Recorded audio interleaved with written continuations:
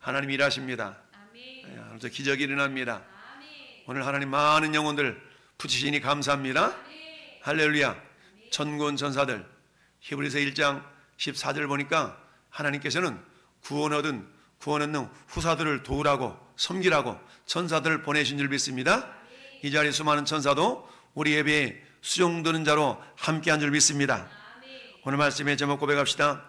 육체의 일과 성령의 열매. 아멘. 육체의 일과 성령의 열매. 여러분 오늘 16절은 이렇게 말씀합니다. 내가 이루는 너희는 성령을 따라 행하라. 할렐루야. 그리하면 육체의 욕심을 이루지 아니하리라. 이런 걸 보면 성령을 따라 행하는 것과 육체 욕심을 행하는 것과는 서로 상반되는 그런 모습이 있는 걸 봅니다. 여러분 갈라디아서 6장 전체로 되어져 있는 이 성경, 갈라디아서 전체적인 주제를 한 단어로 표현한다면 따라합시다. 자유. 오 자유. 오 자유. 여러분 우리나라는 자유 대한민국입니다. 할렐루야. 우리가 자유라는 것이 얼만큼 소중한가. 우리가 흔히 그런 얘기하지 않습니까? 건강의 소중함은 건강을 잃어본 다음에야 깨닫는다. 자유의 소중함은 자유를 잃어버린 다음에 깨닫는다.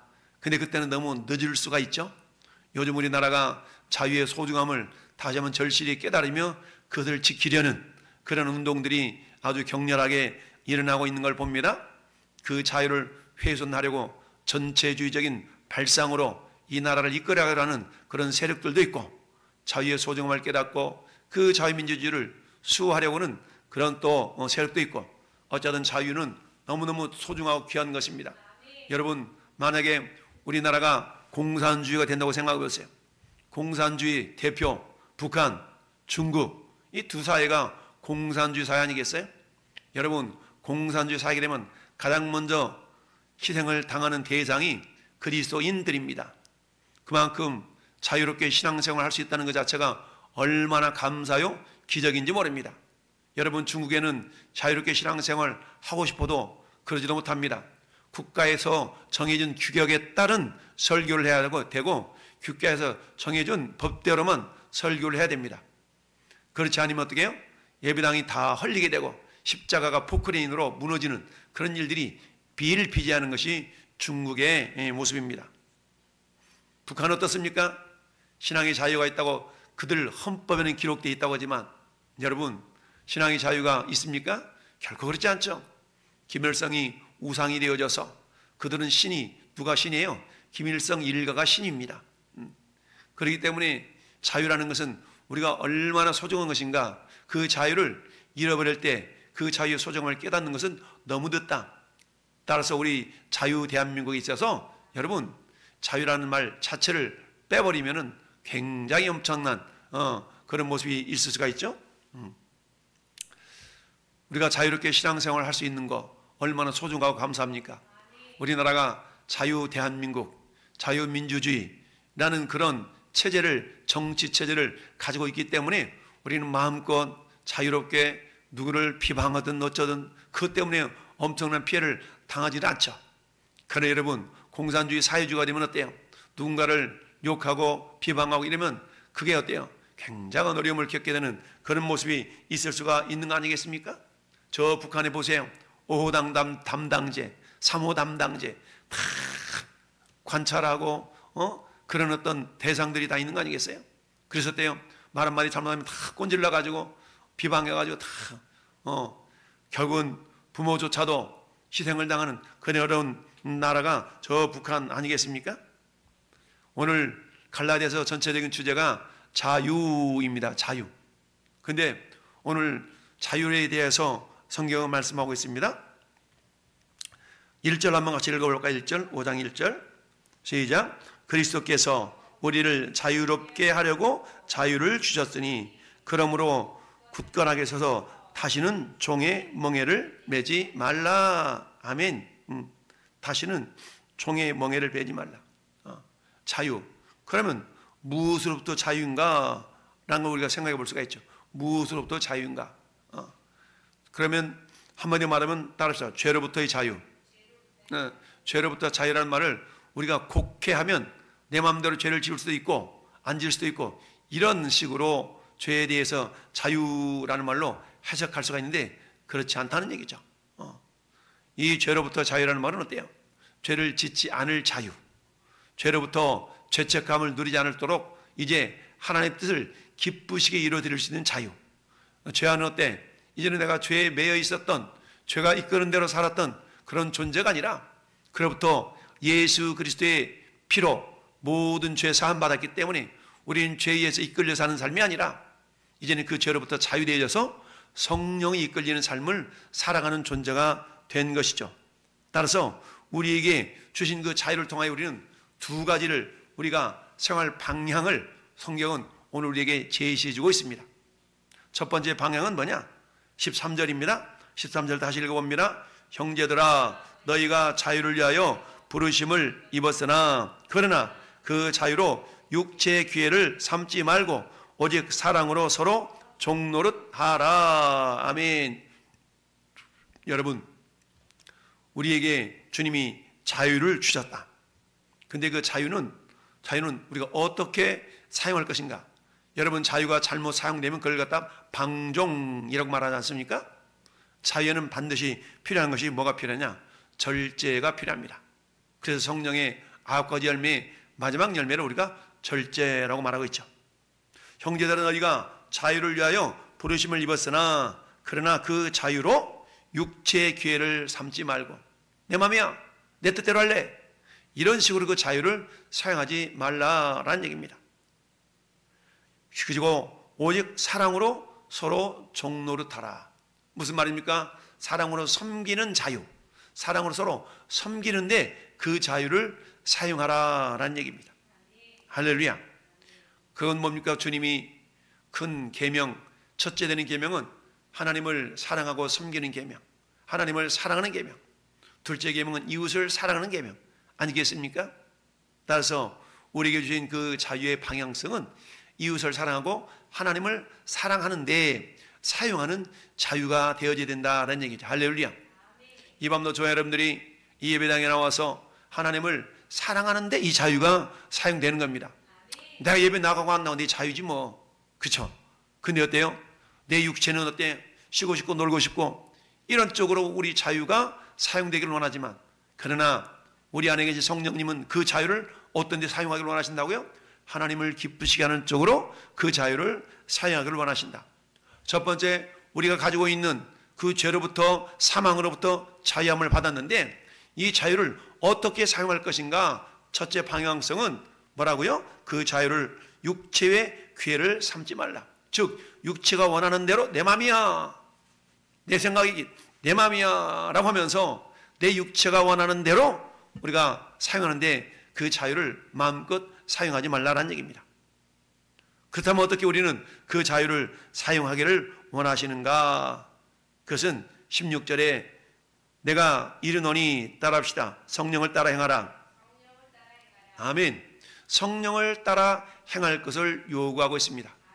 갈라디아서 전체 주제가 자유인데 이 자유, 여러분 예수님은 요한복음 8장 31절 32절에서 이렇게 얘기합니다.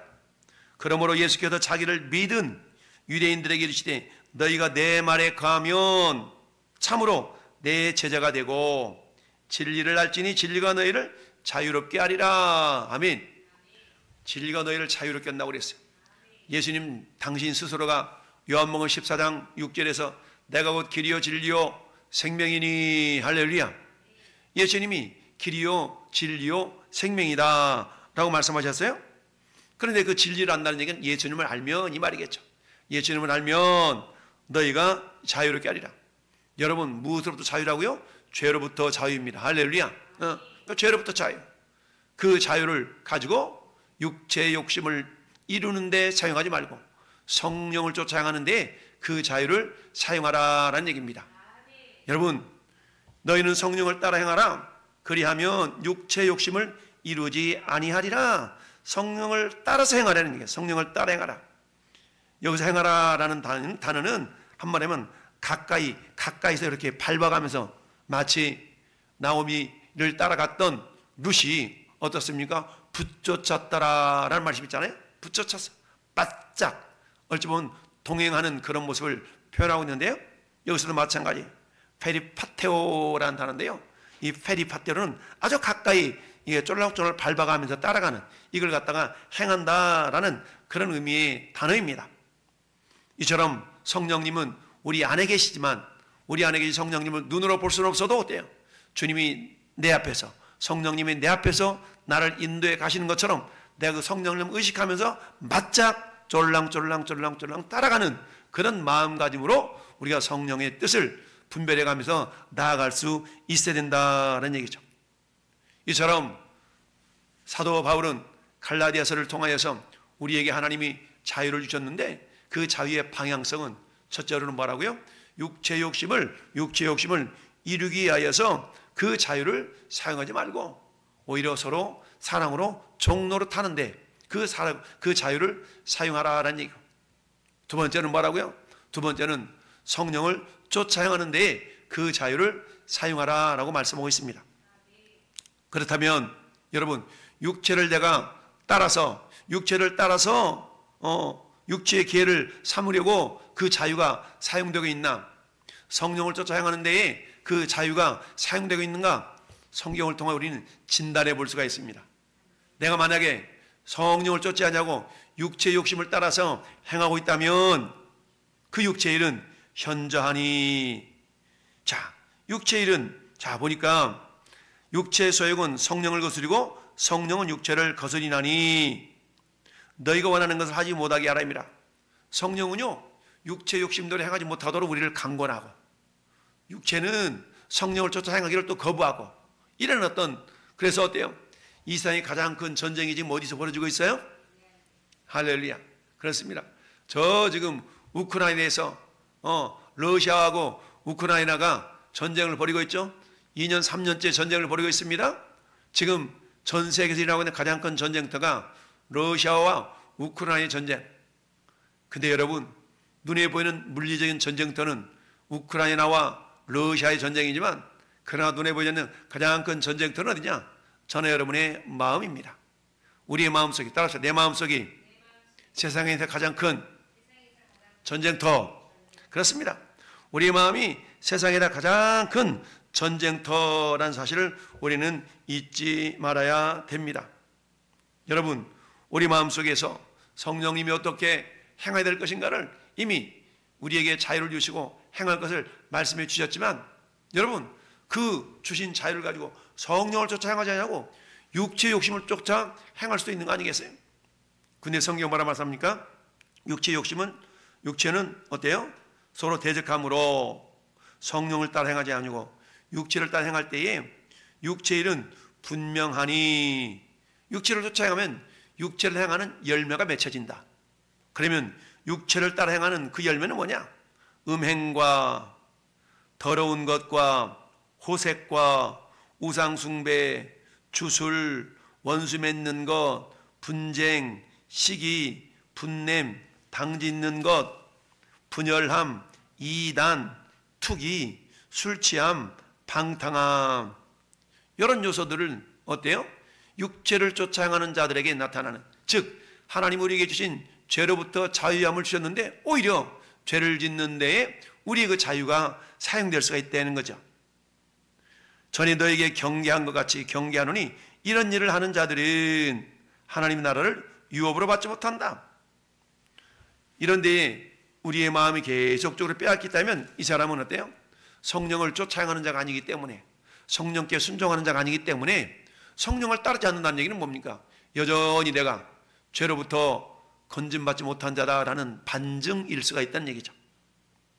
그러나 성령의 열매는, 오직 성령의 열매는 사랑과 희락과 화평과 오래 참음과 자비와 양성과 충성과 온유와 절제니 이 같은 것을 금지할 법이 없다. 그럼 우리가 어떻게 성령의 열매를 맺는 삶을 살 수가 있는가? 그것은 24절에 있는 말씀처럼 그리스도 예수의 사람들은 육체와 함께 그 정욕과 탐심을 십자가에 못 박았느니라. 못 박을 것이다가 아니에요. 이미 박혔습니다. 할렐루야. 언제 박혔어요? 예수님이 십자가에서 죽으시는 순간 우리도 같이 주님과 함께 죽은 줄 믿습니다. 여러분, 주님이 십자가에 죽으시면 우리의 옛 자아가 죽어지는 그 죽음인 줄 믿습니다. 주님의 부활하시면 나는 죽고 이제 예수 그리스도로 말미암아 살아나는 새로운 삶의 주인공으로서 살아가는 것가 되는 것이죠. 여러분, 성령의 가장 큰 열매 중에 한 가지는 어떤 열매? 사랑의 열매라는 얘기입니다. 사랑.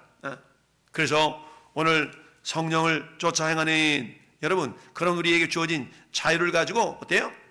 육체의 기회를 삼지 말고 사랑으로 서로 종로로 타라. 즉 사랑은 뭡니까? 사랑은 섬기는 거잖아요. 섬기는 데에 우리의 자유를 사랑하라 라고 말씀하고 있습니다. 할렐루야. 오직 성령의 열매는 여러분, 우리 내면 속에 성령의 열매를 맺어도 되고 안 맺어도 되는 그런 우리 존재가 아니라 성령의 열매는 반드시 맺혀지게 되어 있습니다. 할렐루야. 어떨 때? 우리가 성령의 열매는 성령을 쫓아 행할 때에 성령의 열매는 자연스럽게 맺혀지게 될 줄로 믿습니다. 여러분, 감자밭에 감자를 심으면 감자가 나는 겁니다. 여러분, 마늘밭에 마늘을 심으면 마늘이 나는 겁니다. 할렐루야. 호박 심어놓고 왜 수박이 안 열려? 이러면 어때요? 그건 당연히 호박을 심어놓고 수박을 구하는 것은 말이 되지 않죠. 여러분, 육체의 일을 쫓아놓고 성령의 열매가 안 맺힌다고 불평해서는 안 되겠죠. 왜요? 우리 마음속에 가장 큰 전쟁이 벌어지고 있는데 그 전쟁은 뭡니까? 내 마음으로는 하나님 법을 즐거워해, 성령을 쫓아 행하고 싶어. 그러나 또 다른 법이 나를 자꾸 죄법 아래로 사로잡아오는 걸 보는도다라고 사도 바울이 로마서 7장에 고백했던 것처럼 저나 여러분들은 어떻습니까? 성령을 쫓아 행하고 싶지만 우리 육체가 성령을 하는 대로 행하지 못하도록 계속 싸우고 있는 겁니다. 이 싸움은 여러분 평생토록 우리 마음에서 이루어지고 있는 겁니다. 그 싸움에서 얼만큼이나 우리가 승리하는가는 내가 성령께 굴복당하느냐 아니면 여전히 육신의 소욕에 굴복당하느냐에 따라서 달라지게 되어 있습니다. 여러분, 사도 바울은 오직 했으면 내가 하나님의 말씀을 두고 단언하노니 나는 날마다 죽노라 라고 사도 바울이 고린도전서 15장 31절에서 고백했겠습니까? 무슨 말씀입니까? 내 옛사람의 성품 육체의 소욕은 죽어지고 그리고 내 안에서 성령의 열매가 맺혀지도록 성령을 쫓아 향하는 그런 삶이 계속적으로 주님 앞에 가는 그날까지 우리 내면 속의 전쟁은 멈춰지지 않을 줄 믿습니다. 따라서 그리스도 예수의 사람들은 육체와 함께 그 정욕과 탐심을 십자가에 못 박을 것이다가 아니라 이미 못 박혔습니다. 못 박혔다는 얘기는 죽었다라는 얘기죠. 그러나 여러분, 죽었음에도 불구하고 마귀 사탄은 우리 마음 가운데서 야, 네 인생의 주인이 너지 왜 예수님이 돼야 돼? 네 맘대로 살아야지. 네 인생 네 거잖아 라고 우리를 유혹합니다. 이 유혹은 저 에덴 동산에서 사탄이 아담과 하와를 유혹했을 때 써먹었던 방법 그대로 오늘날에도 마귀 사탄은 사용하지만 어리석은 인생들은 그 마귀 사탄의 유혹에 넘어가곤 하죠. 여러분, 그러나 성령님을 의지해 사는 사람들은 진리를 알지니 진리가 너희를 자유케 하리라. 성령님이 우리 안에 계시면 성령 우리를 모든 진리 가운데로 우리를 인도해 가신다라고 말씀하고 있습니다. 여러분, 죄는 근본적으로 감출 수가 없습니다.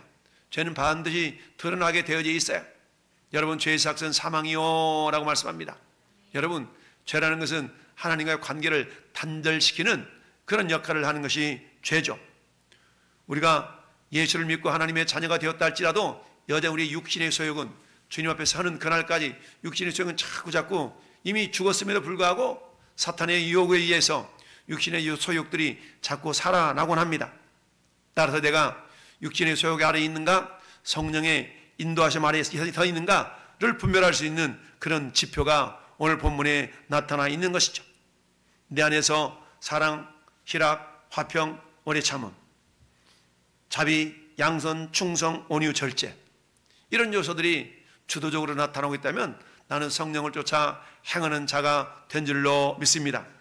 그러나 여러분, 내 삶 속에서 정말 음행, 더러운 거, 호색, 우상숭배, 주술, 원수 맺는 거, 분쟁, 시기, 분냄, 당짓는 거, 분열, 이단, 수기, 투기, 술 취함, 방탕함 이런 요소들이 더 많이 나타나고 있다면 나는 성령을 쫓아 행하는 자가 아니다라고 말할 수 있습니다. 이는 뭐예요? 주님이 우리에게 죄와 사망으로부터 우리를 자유케 해주셨는데, 우리를 자유케 해주신 그 주님께 우리가 어떻게 하면 이 은혜를 보답할 거라는 심정으로 우리가 살아가는 자들이라야만이 성령을 쫓아 행하는 자가 될 줄로 믿습니다. 여러분, 우리가 죄가 더한 곳에 은혜가 더욱 넘쳤다라는 말씀이 있습니다. 죄가 더한 곳에 은혜가 넘쳤다는 얘기는 죄를 많이 지으라는 개념이 아니라, 여러분, 우리가 내 안에 있는 죄성을, 내 안에 있는 죄를 더욱더 많이 발견할수록, 이런 죄마저도 주님이 용서해 주셨는데, 이런 죄마저도 주님이 용서해 주셨는데 라고 더 큰 은혜를 우리가 발견할 수가 있다라는 얘기죠. 여러분, 우리에게 베푸신 하나님의 은혜는 너무너무 크죠. 그러나 그 은혜를 어떤 사람은요, 마치 마태복음 25장의 달란트에 비유했어서 어떤 사람은 주님이 주신 은혜를 한 달란트 마냥 받아들인 사람이 있고, 어떤 사람은 주님의 은혜를 2달란트 마냥 받아들인 사람이 있고, 어떤 사람은 주님의 은혜를 5달란트 마냥 받아들인 사람이 있을 수가 있다는 얘기입니다. 할렐루야. 여러분, 주님의 은혜는 무한하지 않습니까? 무한한 은혜인데 어떤 사람은 그 은혜를 은혜로 여기지 않는 사람이 있어. 그걸 당연하게 여기고, 그건 내가 잘해서 그런 것이지, 내가 얼마나 힘쓰고 했었는데, 여러분 힘쓰고 했던 것이 무시되어서는 안 되겠지만, 그러나 이 모든 것들 이면에 주님의 허락하심과 주님의 인도하심이 없었다라면 그런 결과는 결코 맺어질 수가 없었다라는 얘기죠. 하나님의 은혜는 당연한 것 아니에요. 여러분, 당연한 거 하나도 없었다고 우리 은혜라는 찬양 속에 있지 않습니까? 여러분, 모든 것이 주님의 은혜예요. 따라서 우리에게 주신 베푸신 은혜를 우리는 한량없는 은혜, 한없는 은혜, 주님의 크신 은혜를 기억하는 자들은 그만큼 성령을 쫓아 행하는 자가 될 줄로 믿습니다. 그 은혜의 분량이 적어지면 적어질수록, 하나님의 은혜는 무한하지만 내가 받아들이는 그 분량이 적으면 적을수록 우리는 어때? 내 마음대로 육체의 욕심을 따르는 자가 되어버린다는 사실. 여러분, 이 밤에 우리가 기도의 자리에 나왔습니다. 여러분, 기도는 뭡니까? 하나님과 소통하는 시간이지만 나를 죽이고 내 안에서 성령님이 살아날 수 있도록 나를 쳐서 복종시키는 귀한 시간인 줄로 믿습니다. 이 밤도 이미 십자가에서 정과 욕심을 십자가에 못 박았느니라 라는 말씀처럼, 저는 여러분들이 이제 나로 인하여서 주님이 기뻐하심을 누릴 수 있는, 돌려드릴 수 있는 그런 믿음의 사람, 이를 위해서 육체를 쫓아 행하는 자들이 아니라 성령을 따라 행하는 자, 할렐루야, 성령을 따라 행하는 자가 되어져서 하나님 앞에 큰 기쁨을 올려드리는 믿음의 사람들이 될 수 있기를 예수님의 이름으로 축원합니다. 아멘. 할렐루야.